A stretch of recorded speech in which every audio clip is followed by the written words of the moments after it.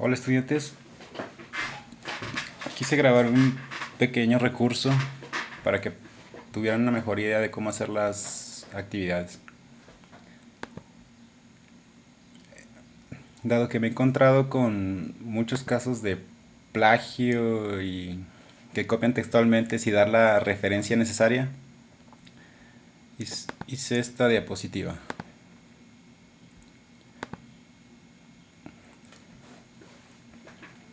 Estas son las maneras de citar las fuentes de información. Están las maneras textuales, que es cuando copian el texto tal cual está, pero hay diferentes indicaciones. Cuando son menos de 40 palabras, se colocan comillas en los extremos del párrafo, van en un mismo párrafo, es decir, no hay que ponerlo aparte, y tiene el mismo formato que todo el texto anterior. Cuando son más de 40 palabras, se utiliza sin comillas, se hace un párrafo aparte y se le cambia el formato. Por lo regular se usa la cursiva.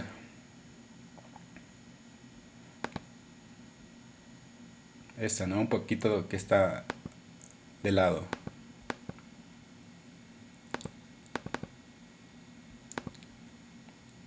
¿Cuáles son los datos que debe contener cuando está ya presentada la información?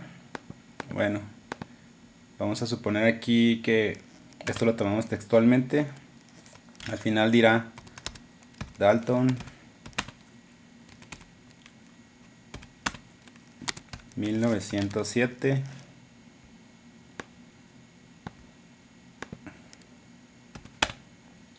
página 23. Es un ejemplo. Acá en el recuadro azul, sí, es una cita indirecta, solo se parafrasea, pero no se cambia el sentido de la oración. Los datos que lleva son solamente el nombre del autor y el año. Es decir, aquí lo pueden ver. Por ejemplo, Dalton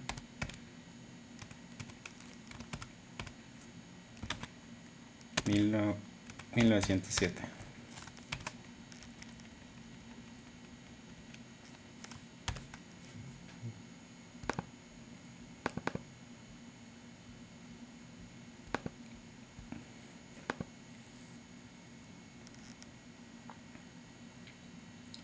Bueno, ya en cuanto a las actividades tal cual, me he podido dar cuenta que muchos no toman en cuenta la rúbrica. He podido ver también que algunos de los compañeros hacen los trabajos en equipo. Es difícil que 10 personas tengan el mismo error, ¿no? Que que les haga falta la misma parte.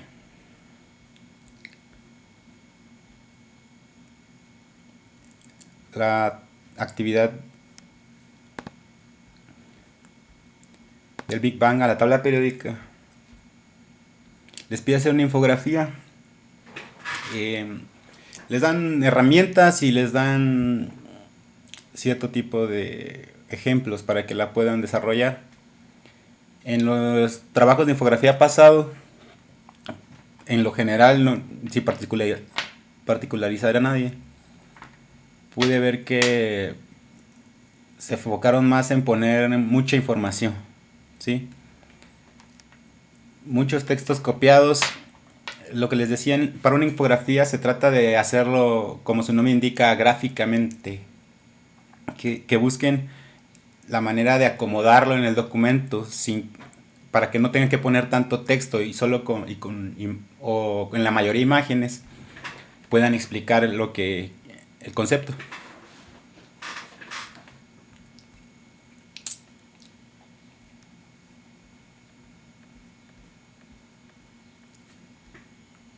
Algo que a lo mejor no les han platicado. Cuando nosotros tenemos que evaluar, nos dan la opción de apretar botones. Es decir, yo solo puedo apretar este botón, este botón, este botón y así. No lo puedo partir, no puedo decidir si tiene algo que no está aquí en la rúbrica, no lo puedo tomar en cuenta. porque son bien específicas y las pueden ver. Me gustaría que en lo sucesivo se fijaran en la parte de experto, ¿sí? Ahí es donde contiene la información completa de lo que debe contener el trabajo, lo que nosotros como facilitadores vamos a evaluar, ¿sí? Bueno, para este caso, aparte de las indicaciones que les dan, tienen que incorporar información relevante para explicar cuáles son los datos que proporciona la tabla periódica. Relevante, lo más importante, lo más significativo, ¿sí? Y una reflexión con al menos 2 usos, ¿sí? Usos de la tabla periódica. ¿Sí? Su trabajo tiene que reflejar que revisaron y comprendieron la información de la tabla. Obviamente, si usted copia y pega información, no indica reflexión, no indica análisis, ni que trabajó siquiera poquito la información. La parte actitudinal, bueno, esa no es tan complicada. Va enfocada más bien a las formas, en cómo se expresan y si siguen las indicaciones. La parte comunicativa, bueno, va hacia el formato, ¿no? Visualmente, cómo está el trabajo. En una infografía, aquí lo dice claramente, contiene texto e imágenes que muestran y describen claramente datos que proporciona la tabla periódica. Esta parte cumple con las reglas de redacción, sintaxis, ortografía y puntuación. Si usted copia una información, esa redacción, esa sintaxis es de otra persona, no es suya, no la puedo evaluar, ¿sí me explico? Entonces tengo que ponerle una baja calificación en ese sentido. La parte que para mí es más difícil, la del pensamiento crítico, ¿sí? Para alcanzar ese puntaje máximo, el manejo de información expresa su importante comprensión del tema, ya que explica claramente los datos que nos proporciona la tabla periódica. Organización de la tabla periódica, grupos, familias y periodos, las propiedades periódicas, electronegatividad, energía de ionización, radioatómica y afinidad electrónica. Los elementos, los símbolos, propiedades de los elementos en este caso y los que se muestran, vamos en la tabla, que es el número atómico, peso atómico, valencia, punto de ebullición, punto de fusión, estados de agregación, incorporación final del documento y incorpora al final del documento 2 usos de la tabla. Es decir, esta es la parte más completa, la explicación más completa de lo que nosotros vamos a evaluar en su trabajo. ¿Sí?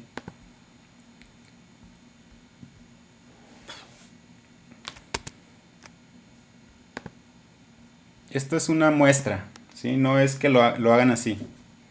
Solo quiero que vean que está toda la información que se pide.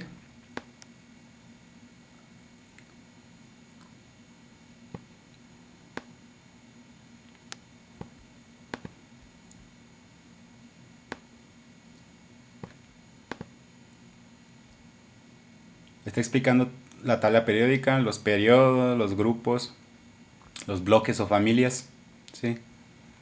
Acá está indicando dónde podemos encontrar cada dato de los elementos, el símbolo, el nombre, el peso atómico y etcétera. Este trabajo no está completo, solo es para que se den una noción de que en realidad es más gráfica, cosas verdaderamente relevantes. Busquen esas palabras que no les quedan claras, búsquenlas en el diccionario para que ustedes lo puedan explicar con sus palabras. No sé si les comentó la tutora, pero las personas que sacaron mejores calificaciones en la infografía pasada fue aquellos que pusieron una información tan simple que cualquiera que sepa leer lo puede entender. No vale la pena poner términos rebuscados que ni siquiera entendemos qué son, no sabemos qué estamos escribiendo. Entonces investigue esos términos para que usted los pueda traducir a algo más sencillo, que es lo que se espera de usted, para saber yo que comprendió el concepto, ¿sí?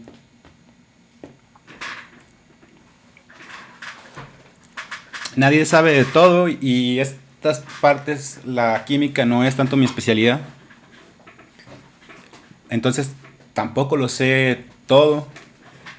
Entonces veo que usan palabras muy técnicas que se, se ve que no comprenden y no lo pueden cambiar. Esto que he identificado, digo, se llama plagio. Es explicarles un poquito. Si yo les pregunto algo sobre evolución, seguramente saben decirme algún comentario, ¿sí? Pero pero esa información se la debemos a Darwin. Si no, sin él nunca lo hubiéramos sabido. Entonces, yo puedo hablar cualquier cosa de evolución, pero le tengo que dar su crédito, dado que la base de mis comentarios van a ser su información.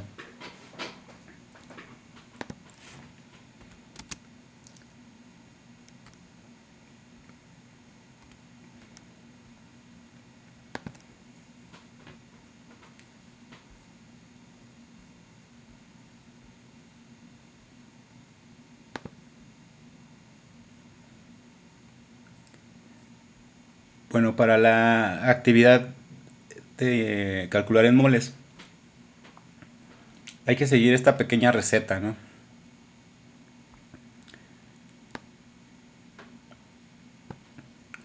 Para calcular el número de moles es necesario utilizar esta fórmula, donde N es el número de moles, A son los gramos en la sustancia, PM es el peso molecular o masa molecular. ¿Sí?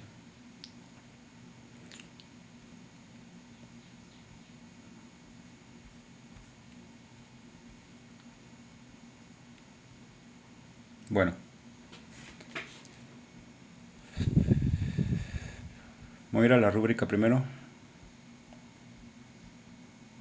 para leer exactamente lo que tenemos que entregar. Resuelve los problemas en los que calcula la concentración de cada solución en moles y agrega una breve explicación clara y precisa de lo que significa el resultado de cada uno. Su trabajo refleja que revisó el tema 13 de la unidad 1, dado que logra aplicar fórmulas y explicar el resultado. Ojo con eso del comentario sobre el resultado. No se trata de que expliquen la fórmula matemática. Se dividió entre 3 y dio 1 y se multiplicó por este otro y sí, no es la aritmética lo que queremos saber, es qué engloba ese tipo de cálculos, para qué sirve, ¿sí? No solo hacer las operaciones, ¿sí? Tener un contexto de por qué se usa, ¿sí? Por qué es útil saber eso. En la parte del pensamiento crítico, en sus cálculos se observa aplicación clara de fórmulas y de la sustitución de datos. La explicación de resultados muestra análisis y comprensión del tema. Lo repito, no es explicar la operación matemática.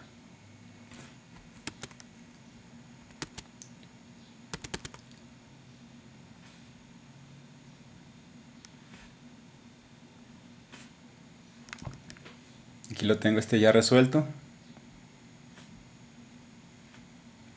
Sí, obviamente no se los voy a enseñar todo, pero solo para que tengan un poquito de orden. Calcula cuál es la concentración de una solución en moles que se prepara disolviendo 58 gramos de cloruro de sodio en agua hasta transformar un litro de solución. Bueno, los datos.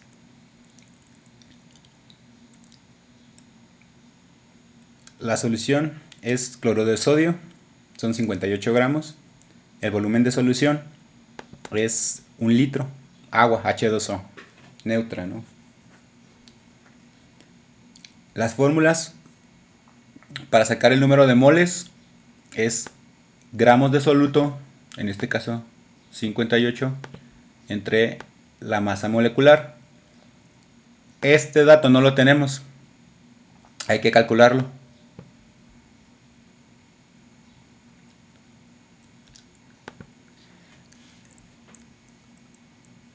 Tengamos en cuenta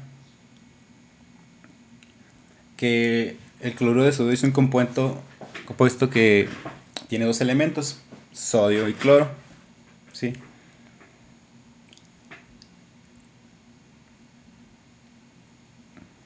La masa atómica del sodio, perdón, sí, la masa atómica del sodio son 23 gramos por mol. La masa atómica del cloro son 35 gramos por mol. Entonces, si es un compuesto, hay que sumar estas masas atómicas y dividirlas entre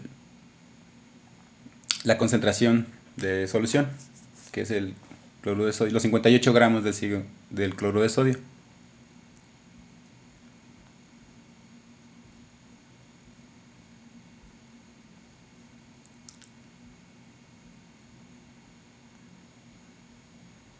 Bueno, es el mismo caso para el hidróxido de sodio. En este caso son 100 gramos. Se aplican las mismas fórmulas. Nos van a hacer falta los datos de la masa atómica de los tres elementos. Hay que ir a la tabla periódica y buscar estos números dentro de cada elemento, ¿no? Se hace de la misma manera que el anterior. Dado que es un compuesto, hay que sumarlas para después poder aplicar esas fórmulas que les indica en la actividad.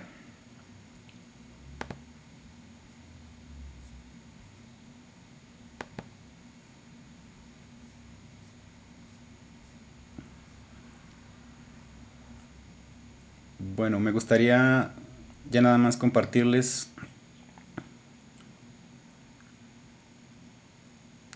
Miren,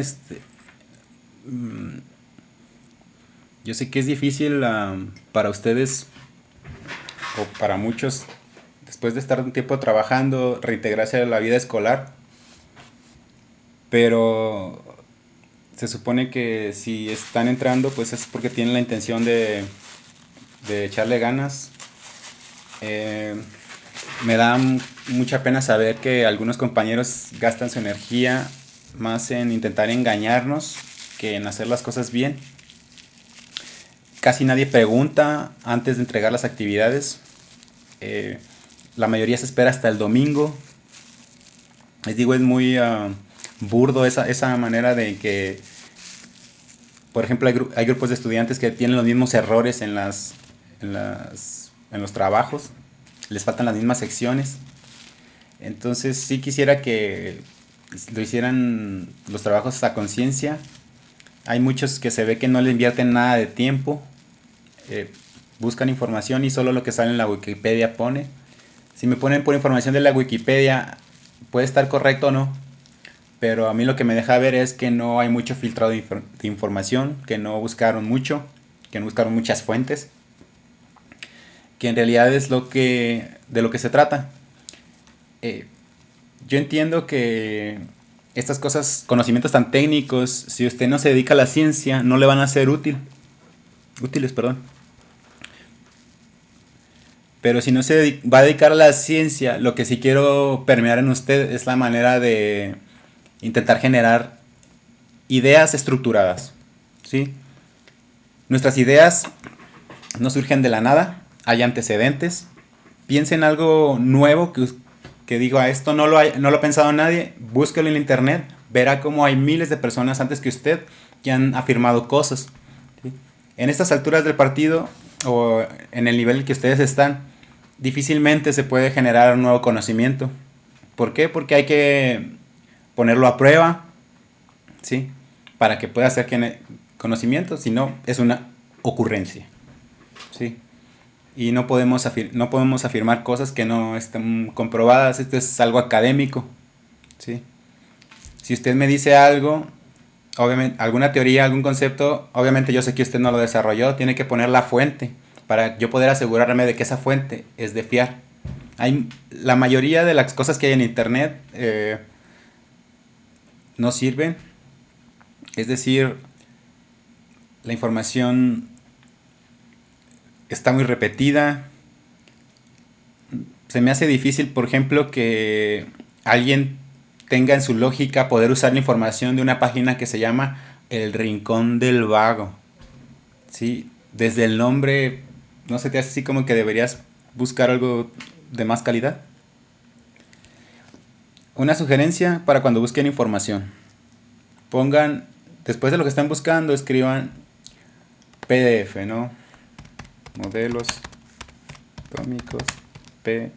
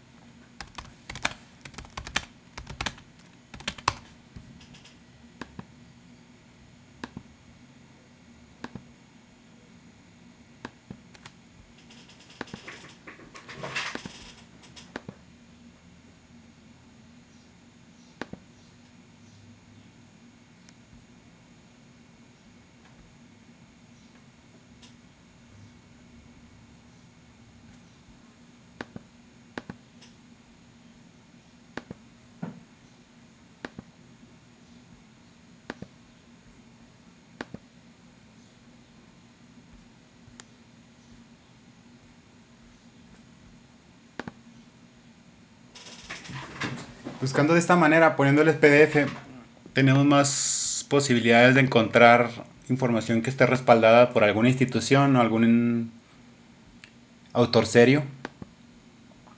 Esta página que se llama Cite This For Me, o Cite Esto para mí en español,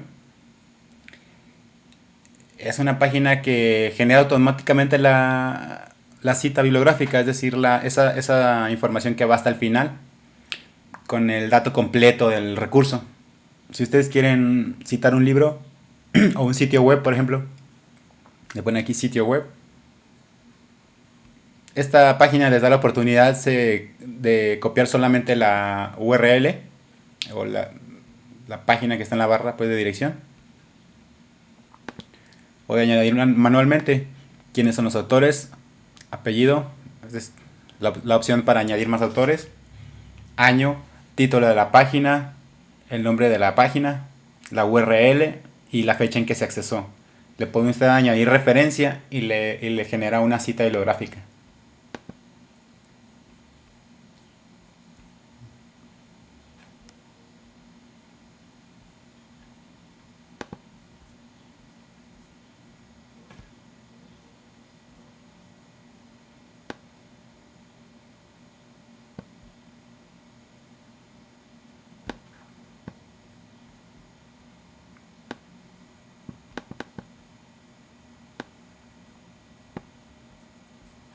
Por ejemplo, esta información está en la página de la UNAM.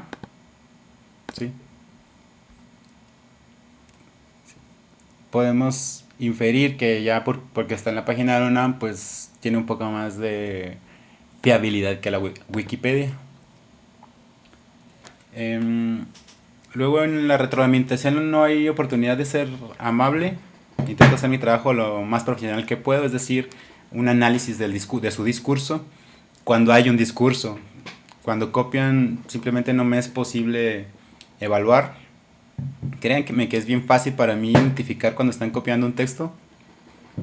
Solo copio fracciones del texto, lo pego en el buscador de mi computadora, como lo ven aquí, por ejemplo. Y pueden encontrar en mi computadora si algo se parece a lo que tienen ustedes, o lo pongo en algún buscador de Google o Yahoo para ver si está esa información en línea, y inmediatamente me sale exactamente sus palabras. eh, Intente, le digo, explicarlo. ¿Cómo es esto? Parafrasearlo.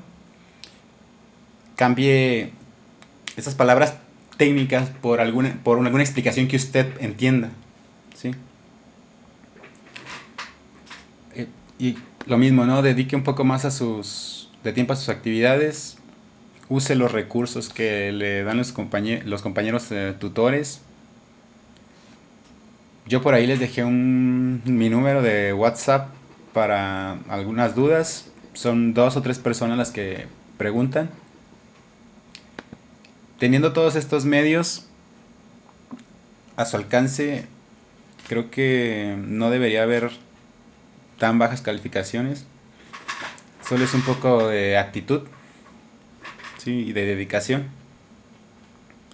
Me da un poco de pena y lo comentaba con la tutora, que en el módulo 14 todavía hay gente que copia y pega. Créanme que no es de lo que se trata. Espero que me entiendan y se ayuden entre ustedes. Hay gente que lo hace muy bien. Apóyense a sus compañeros y si tienen alguna duda sigo estando a su disposición. Gracias.